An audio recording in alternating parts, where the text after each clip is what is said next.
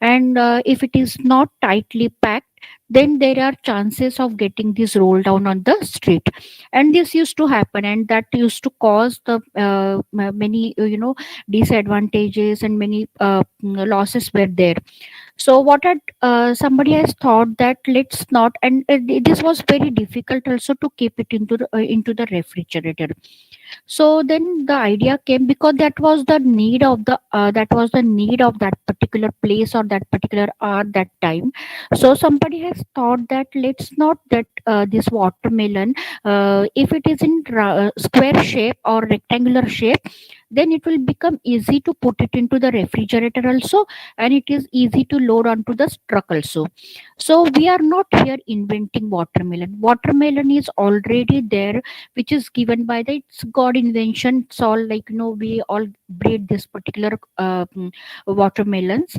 But the innovation is that now you are making it, converting the shape of the watermelon. Now whichever way, whichever like option technology you prefer with that, and this has altered the watermelon shape. And this research has been done by Japan in 1980s, because they were facing problems of keeping this particular fruit into refrigerators.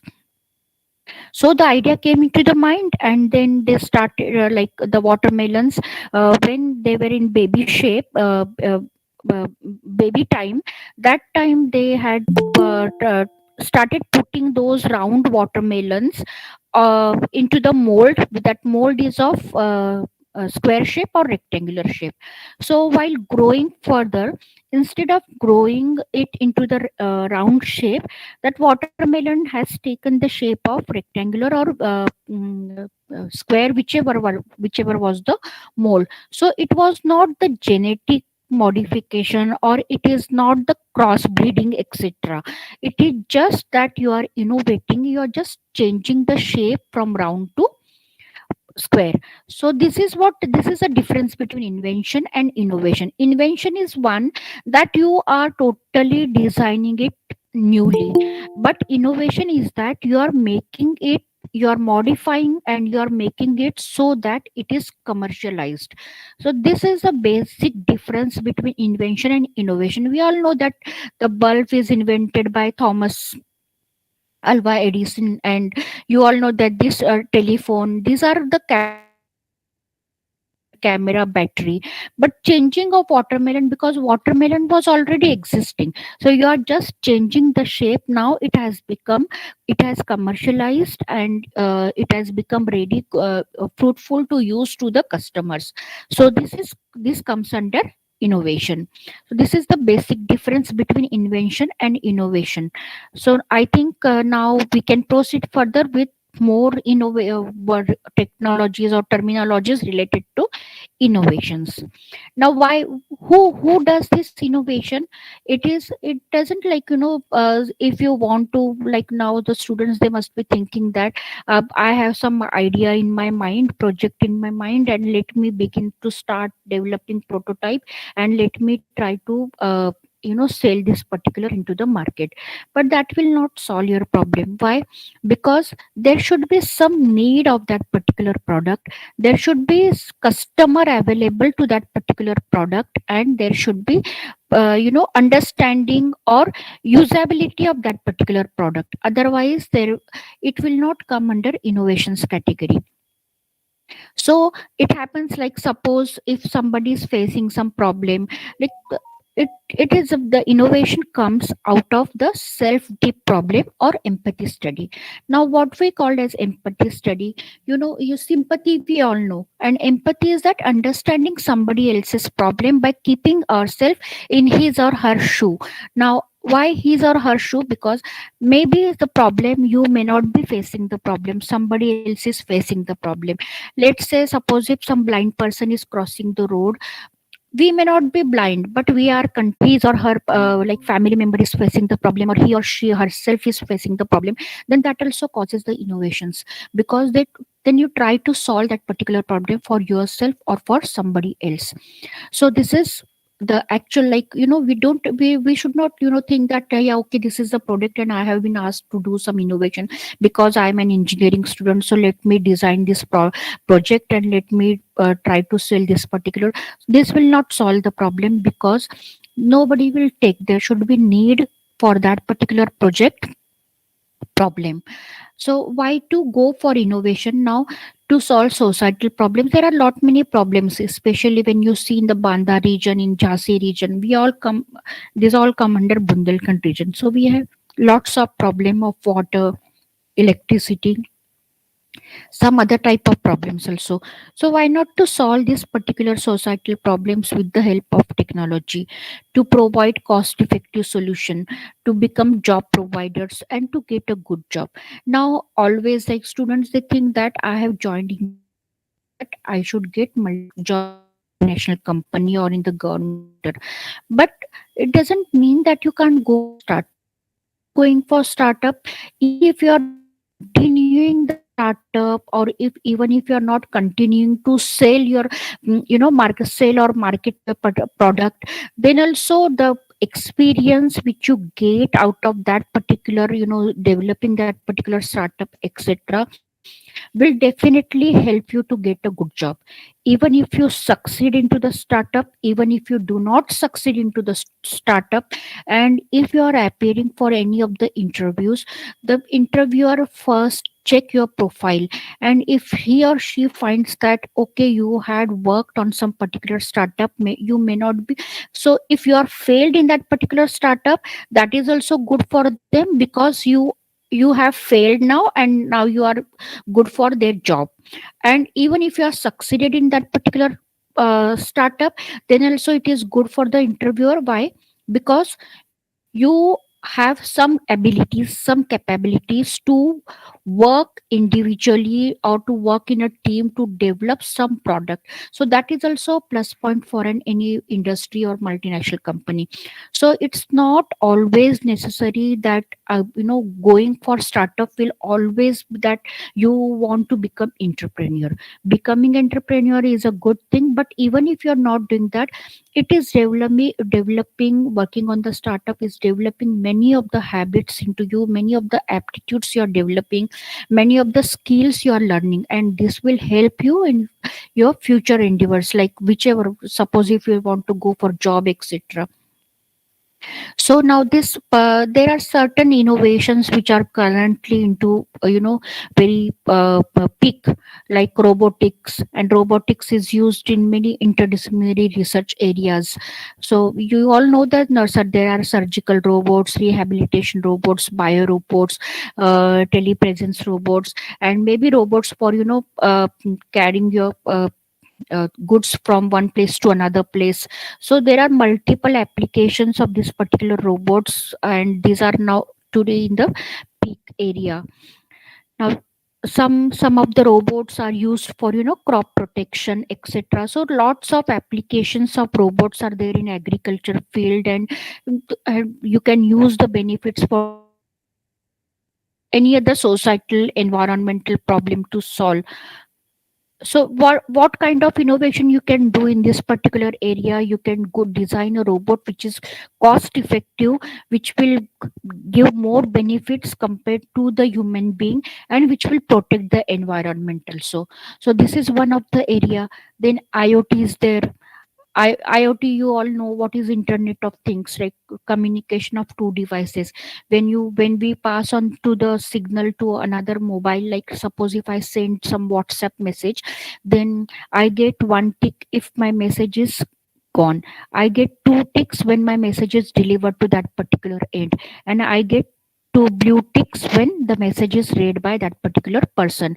So it is not me who is communicating. The person is not telling me that he or she has read my message. Here, that device is telling to my device that the message has been delivered or the message has been read by that particular person. So it is the communication between device, and that is what your IoT is doing. IoT is Internet of Things. It is communication between devices.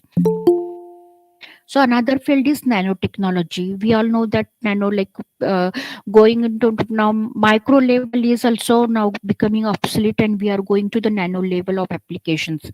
Then virtual reality. Virtual reality means physically you are not doing, but you are creating the environment, interactive experience of the real world, and you are working like doing the surgeries, etc., using virtual reality. So this is one of the area for innovations. Then artificial intelligence, we all know what is artificial intelligence, like the way our brain is working, similar way we want the machine to work. And when we use such type of coding or such type of models, then it comes under artificial intelligence. The advantage is that once you design it properly, then it works properly. Because suppose if I'm working as a human being on one problem, that maybe today maybe I'll be able to find the solution, but tomorrow I may not be able to find the solution for some other problem. But if you have designed some artificial intelligence system, then for that particular coding, for that particular types of problem, today also you will be able to solve the problem, and tomorrow also you will be able to solve the problem. So the innovative age in technology, engineering, design, and entrepreneurship is today's era. Now what is this ability, like why to go with this particular, now who has started with all these innovations and all these things? There are many types of innovations, like when you call innovations, like innovations are also coming under some categories we call disruptive and radical innovations. Why we should know these terminologies? Because it is not we have to decide that in which area we have to go, whether we are suitable for disruptive innovations, whether we are suitable for incremental innovations, or whether we are suitable for radical innovations. So these are the types of innovations: incremental, disruptive, radical. Now radical innovation means working with what you have got. So let me make it more little bit clear with some of the other examples of instead of giving you the definitions and giving you the big sentences or words on this particular terminologies. So when we call disruptive innovation, it is it represents a breakthrough in the technology. And now who has called, from where this word has come? This word has come from Christensen and Reynolds work, which they have targeted for. So rather it is not a small improvement, it is some disruptive the best way to develop disruptive capabilities is to start small and learn as you go. Now we all must have known this word. So today also what we do, even if you want to go for photocopy, we say that xerox karne jana hai, xerox karne jana hai. So it is not a xeroxing, you are not, xerox is the name of the company which used to duplicate your copy, or which used to get the photocopy for your document or for your paper, whatever may be. So xerox was the company, but that time, that in that era, it was so popular that whatever may be, like even if it is a photo, the type of work is doing photocopy, but that was done only by xerox, because that time only xerox had come with an machine that was a big machine. You must have seen, like previous machines, the big machines. So that from that particular era the name had come xerox, but it is not, this is a company, it is not the photocopying activity. But then it was expensive, it was so large, bulky, and the drum inside accumulated electromagnetic charges, so that the paper on which the image was being reproduced frequently clung to the drum, thereby jamming the machines. So these were the problems. So what Canon had decided? Canon has totally disrupted this particular technology. Now, how this particular technology Canon has disrupted? It had come with a copier which is small enough to fit on a desktop, being cheaper to buy and service because the operators could replace toner themselves. Now that this came in convenient cartridges, and the problem of jamming paper, etc., was solved. And even if today some paper etc. gets jammed, we ourselves can remove the cartridge and can change the paper. So this is the Canon has disrupted the technology and Xerox and dominated over this particular Xerox. And now we call that where we are going for. We don't call Canon, but we call we are going for photocopy, which we were doing at the time of Xerox also. But that time there was no other technology or no other disrupted technology to overcome Xerox. So that's why even the photocopy was used to be called as Xerox. Like Xerox karna hai, Xerox karna hai. So now this technology has been, now you are not seeing in more Xerox machines. You can see the Canon machines or maybe some other, some other companies are there, because they are now lightweight and they are the cartridge is also replaceable, no problem of paper jamming, etc. Ink is also refilled very easily. So this is your disruptive innovation. The Canon which has done disruptive innovation.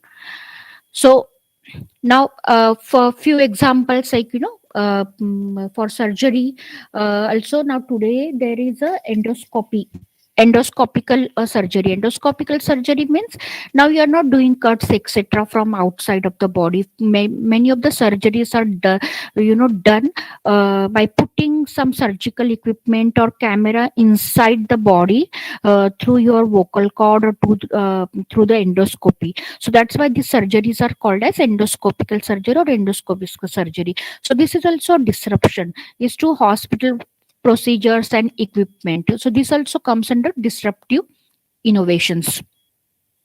So why disruptive innovations? They are highly cost effective, are convenient to use, and displace their predecessors over a relatively short time, because users identify their advantages readily.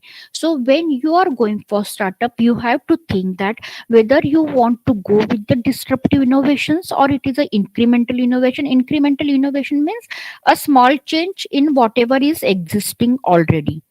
And then comes radical innovation. So now what is radical innovation? Radical innovation means your company is existing, you are using your company's existing infrastructure, assets, core competencies to create products or services that change your industry for the better. Like for example, if you take the example of Apple, now iPhone is another example of radical innovation. Why iPhone? iPhone was not new technology. Its software and interface were derived from iPod and existing Apple technology. And iPhone, what it was, the iPhone's computer capacity, that was the real radical innovation. Now, rather than add a few new features to an existing phone, that is incremental innovation. Apple, what has Apple done? Apple shifted its concept underpinning the iPhone by introducing a product equipped to meet users' total communication needs in real time. So Apple has transformed the digital communications industry by applying its core competencies, technologies to a future goal, handheld computers. Apple achieved a radical innovation whose impact is felt worldwide. So Apple has not gone with disruptive technologies. Apple has done the innovation using its own competencies. So that's why it is called as radical innovation. So these are the three types of innovations. Incremental means you're just doing some small changes in existing technologies. Disruptive means you must be clear from Xerox and Canon example. And then is radical, it must be clear with the example of iPhone. So now it is up to you, up to engineers, which type of innovations you want to do, whether you want to go with incremental, whether you want to go with disruptive, or whether you want to go with radical.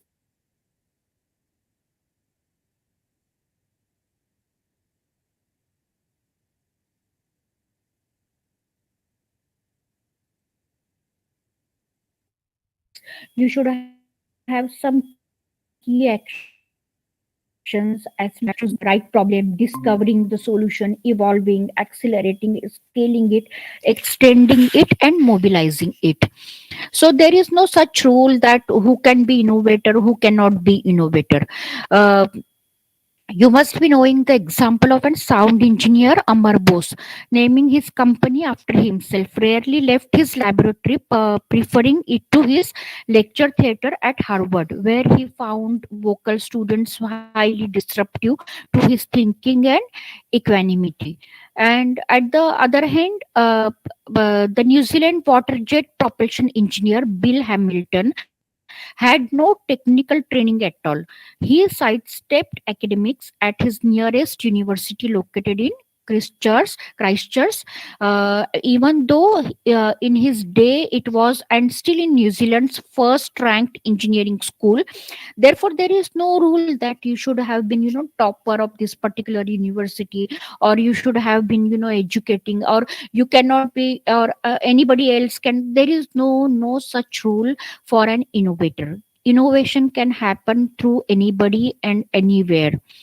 So lesson is that each engineer recognized that society of the day had unfulfilled need, and if you try to overcome this particular problems of their need, then through the innovations, through cost effective solutions, then you can be a good innovator.